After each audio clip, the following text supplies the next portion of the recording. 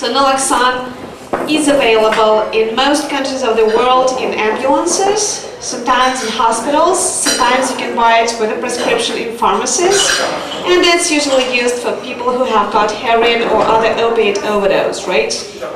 We also see that if drug users have naloxone, they can easily, successfully and safely inject it to someone else who is experiencing overdose, and that prevents death. In Scotland, we seem to have a particularly significant problem. Across Europe, drugs-related deaths had declined, but unfortunately in the UK that's not been the case.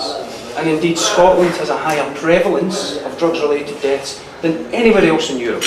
And this graph here shows the significance of the problem. We have 55,000 opiate users, but we lose, on average, 550 per year now. It's increased by 131%. Really substantial problems, but naloxone is nothing but a pure opioid antagonist. It's not addictive, you can't abuse it, a very, very safe drug.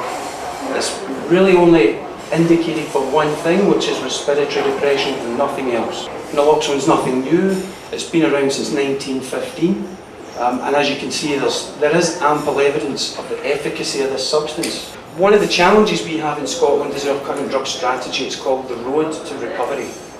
And as was mentioned earlier, this idea that we have to aim to support people to get off drugs means that there's a bit of a conflict when you are supplying naloxone.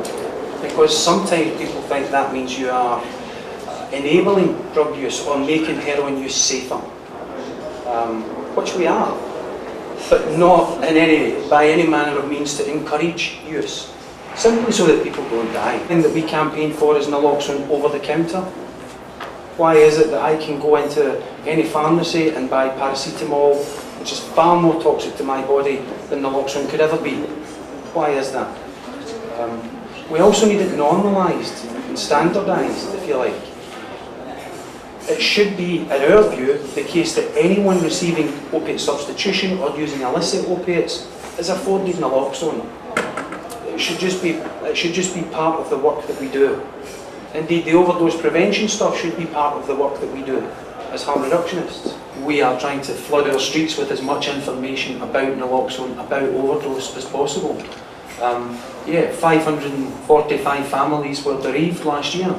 And I'm going to quote Charles Maxwell: "His actions speak louder than words, and giving opiate users naloxone demonstrates to them that it matters whether they live or die. There's no hope of recovery if you're dead."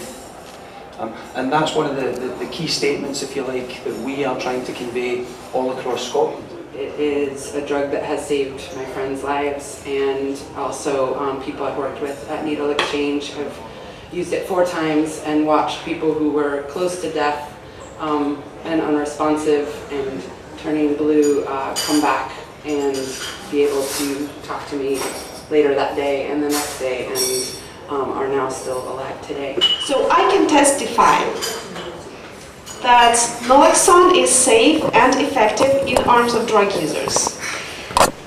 And we think that not only in our region but in other regions there are enough people who have got the same experience in their life. So what we propose that together with you, your partners, your clients, your organizations, doctors, friendly doctors, all together we collect this evidence, analyze it, and send it to decision-making bodies